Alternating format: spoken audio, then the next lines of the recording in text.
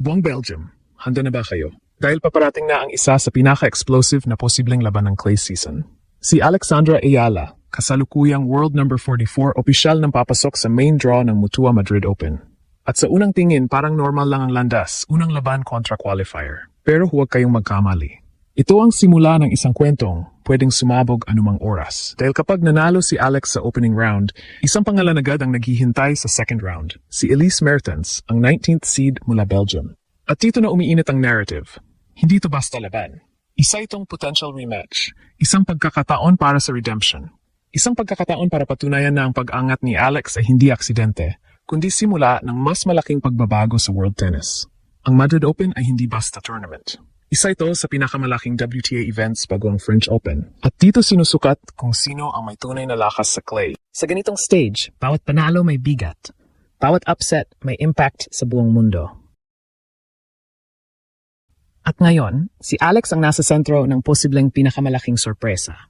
Sa pagpasok niya sa main draw, hindi lang bracket ang dala niya. Dala niya ang momentum ng kanyang career. Dala niya ang kumpiyansa mula sa mga panalo laban sa mas mataas na ranked players. At higit sa lahat, dala niya ang bandera ng Pilipinas sa isang stage na matagal ng dominado ng mga European at American players. Kung titingnan mo ang kanyang path, parang sinulat para sa isang cinematic moment. Unang laban, isang qualifier. Walang pressure, pero delikado. Dahil sa tennis, minsan ang pinakamapapanganib ay ang kalaban na walang inaasahan. Pero para kay Alex, ito ang unang hakbang. Isang test ng composure. Isang pagkakataon para mag-build ng momentum. At kapag nalampasan niya ito, doon magsisimula ang tunay na laban. Si Elise Mertens ay hindi basta kalaban. Isa siyang veteran sa tour. May experience, may consistency, at may kakayahang kontrolin ang tempo ng laro. Sa papel, siya ang paborito. Siya ang may edge. Pero sa sports, lalo na sa tennis, hindi palaging papel ang nasusunod. Dahil si Alex ngayon ay ibang klase na rin. Hindi na siya basta racing star. Isa na siyang unpredictable force. Isang player na kayang magpasabog ng laro, kayang mag-shift ng momentum, at kayang magdala ng pressure pabalik sa mas mataas ang ranking. At ito ang pinakadelikado para sa mga seeded players. Ang kalaban na walang takot. Kung titignan ng matchup, magiging laban ito ng dalawang magkaibang identity. Si Mertens, steady at methodical. Si Alex, explosive at fearless. Sa clay, magiging mahaba ang rallies. Susubukan ng pasensya ang stamina at ang mental toughness. Pero may isang factor na pwedeng magbago ng lahat, ang confidence. Kapag pumasok si Alex sa second round na may panalo, hindi lang siya basta challenger. Siya ay may momentum. At sa tennis, ang momentum ay parang apoy. Kapag nag-init, kahit sino pwedeng masunog. Dagdag pa dito ang kondisyon sa Madrid. Ang laro sa altitude ay nagbibigay ng mas mabilis na bola kumpara sa ibang clay courts. Ibig sabihin, mas may advantage ang players na kayang umatake, magdikta ng tempo, at mag-take ng risks. At kung may isang bagay na pinakita ni Alex sa kanyang career, ito ay ang kakayahan niya maging agresibo sa tamang oras. Kaya kung iisipin mo, hindi imposible ang mangyari ang upset.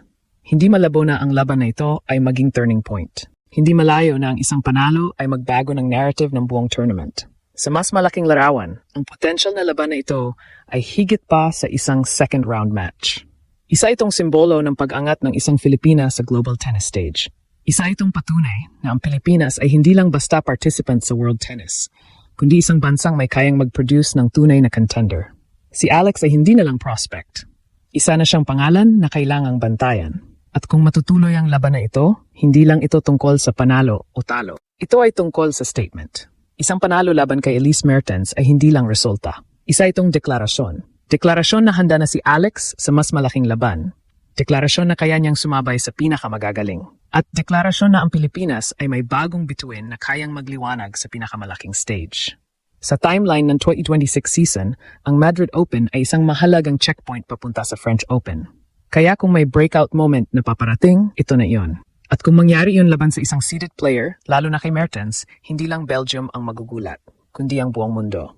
Dahil minsan, ang pinakamalaking kwento sa sports ay nagsisimula sa isang simpleng posibilidad. At ngayon, ang posibilidad na iyon ay si Alex. Sa mas malalim na analysis, ang potential na matchup ni na Alex at Elise Mertens ay hindi lang simpleng second-round scenario. Isa itong high-stakes convergence ng momentum, surface dynamics, at ranking pressure. Una, sa perspective ng tournament structure ng Mutua Madrid Open, mahalaga ang second round dahil dito pumapasok ang seeded players laban sa mga galing sa first-round wins. Ibig sabihin si Alex, kung manggagaling sa panalo, may built-in rhythm at court feel, habang si Mertens pasok na cold start. Isang subtle pero critical advantage sa tennis. Pangalawa, sa playing style contrast. Si Mertens ay kilala sa consistency, court positioning, at controlled aggression. Hindi siya basta nagbibigay ng libreng puntos, kaya ang strategy niya kadalasan ay pahabain ng rallies hanggang magkamali ang kalaban. Sa kabilang banda, si Alex ay mas dynamic.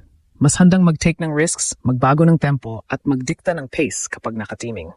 Sa clay, kadalasang pabor ang consistency, pero ang Madrid ay unique dahil sa altitude.